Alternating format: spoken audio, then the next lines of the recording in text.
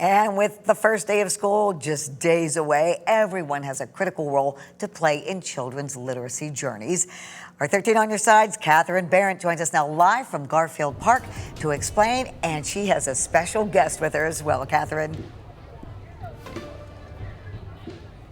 Garfield Park is hopping tonight. It is story time in the park, and we have a very special, well, I have two special guests because I have Governor Gretchen Whitmer, and I never get to work with my colleague Josh Albertus. So I have them both here. Welcome to Garfield Park and story time in the park. Thank you. This is so cool to see all these families out here doing some reading together, dogs, even though the school year's begun in some districts. It's a lot of people. It's really cool. Yeah, and a lot of people who are here because they want their children to be good readers. And I know that is a great big focus of your last year in office is literacy. You've done so much to really spread the word. It's important. We need to create a community of readers. Yep, we have dedicated record resources. Every year I've been governor.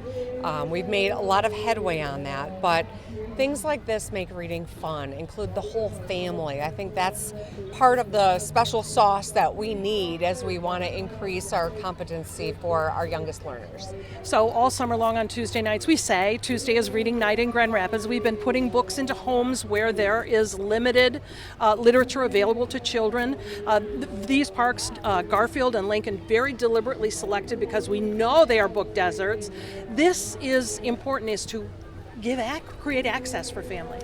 Yeah, and I think that this shows it's a community effort, and really if we're going to be successful at tackling the literacy problem that we have as a nation, but certainly we have in Michigan, I think this is one really important component to doing that. The other is continuing to support our educators, giving them the tools that they need to give the most up-to-date, science-based reading, training to our youngest learners, and I think what we're seeing in districts going into this year is really exciting, and this is just one of those community events that I wanted to come and check out for myself. Yeah, we're so happy that you did. Grand Rapids Public Schools, one that has experienced some really flagging reading scores of late, but they have implemented many of the things that have been coming out of your office and teaching teachers to teach better at reading, and it's critical that the schools embrace it, but families and communities as well. Right. We ask a lot of our teachers, but they only have our kids for a brief period of every day, and so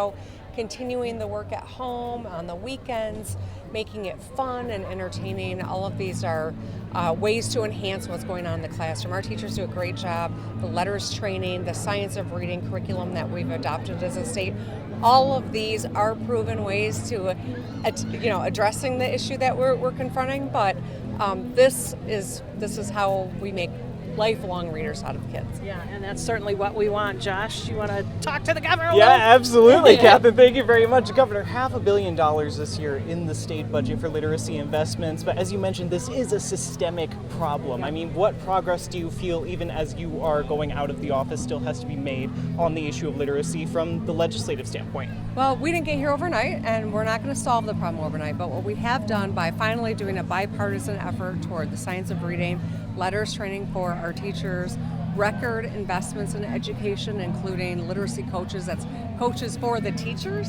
All of these things are going to continue to contribute to our ultimate success here.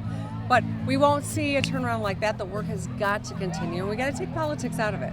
We can't one year do one thing and the next year change it up. We've got to commit to this because we know it works. And what do you think that the next governor, as you are term limited and are leaving this year, no more budgets for you, what do you think the next governor, whoever it is, has to understand about literacy investment and how to do it effectively? Well, I think it's follow the science and listen to our educators and work with districts and the experts on the ground. You know, I think one of the things that legislators tend to do is see a problem and then throw a new idea at it. That's kind of what contributed to the crisis that we're confronting right now. We need to really be committed to the science of reading and see it through and build all the supports for families, for teachers, for educators and kids around so that we can continue to, I think, put it on hyper speed and achieve our goals faster. Are you confident that that can get done relatively soon, considering, we've got elections for every state legislative seat up at the end of the year? I mean, we could be facing another split legislature where many things may be in stalemates. I mean, are you confident that that can actually progress? I am. We did this in a bipartisan way with a mixed legislature right now. We can continue this work.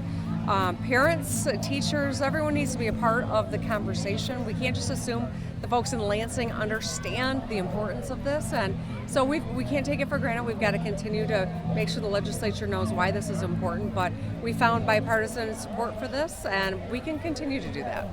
A very important conversation to have, Catherine. Yeah, those third grade reading scores, I've heard everything from the number of prison beds is planned based on what those third grade reading scores are.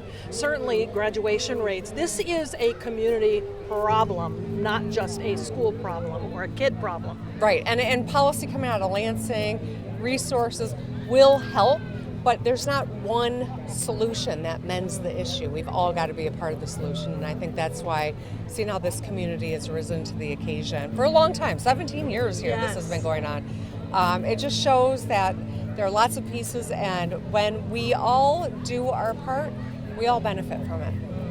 Well, I know you're going to do your part tonight because you're going to be reading to children and families. You're going to be helping children select books. Now, don't get too bossy on the book selection thing because a book a child chooses is one they're more likely to read, Governor. So. Absolutely. My parents tried to, tell me what to read, and it wasn't until I started owning the choice that I actually got really fired up and excited about reading. So I respect the kids' choices, but I will try to encourage them. Yes, you can maybe identify something you loved as a child.